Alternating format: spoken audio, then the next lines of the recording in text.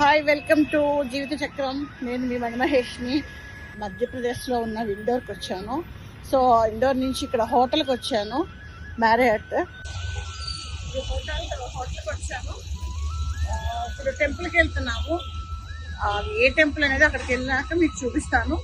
Hotel అయితే చాలా బాగుంది. మ్యారియట్ హోటల్ చాలా చాలా బాగుంది, స్టార్ హోటల్. ప్రజెంట్ అయితే బ్రేక్ఫాస్ట్ అయిపోయింది, అన్నీ అయిపోయింది. టెంపుల్కి వెళ్తున్నాను, ఏ టెంపుల్కి వెళ్తున్నాను అక్కడికి మీకు వీడియో తీసి పెడతాను. బాయ్. ఉజ్జయిని నుంచి ఇక్కడికి 140 కిలోమీటర్స్ అండి. ఓంకారేశ్వర టెంపుల్. అసలు ఆ టెంపుల్ నిజంగా చూస్తుంటే కళ్ళు చెదిరిపోతాయండి. అసలు స్వామివారు ఎక్కడో గృహలో ఒక మూల వెలిసారు, జ్యోతిర్లింగం. అసలు దాన్ని ఎట్లా కట్టారు, మరి ఎట్లా ఎవరు చూసారనేది ఇంకా అసలు అది లోతుకెళ్ళి తెలుసుకోవాలి. వచ్చాను,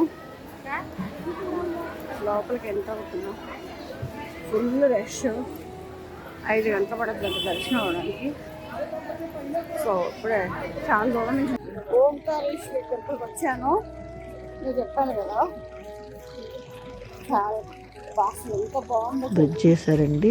ఆ పిల్లర్స్, ఆ వాటర్ అసలు చూడండి, అద్భుతంగా ఉంది. అసలు చూస్తుంటేనే లొకేషన్ సూపర్ గా ఉందండి. మనం అన్న పడవ ఎక్కాలి అనుకుంటే దానికి ఛార్జెస్ ఉన్నాయి. ఒక్కొక్కరికి 1000 రూపాయలు తీసుకుంటున్నారు ఇప్పుడు. శివయ్య నిలవడానికి పాటలు పడ్డారంటే, ఎంత కష్టపడాలంటే 5 గంటలు లైన్లో నిల్చోవాలంట. నడవటం గంట పట్టింది మాకు, చాలా దూరం నుంచి నడుస్తున్నాం. ఓకే,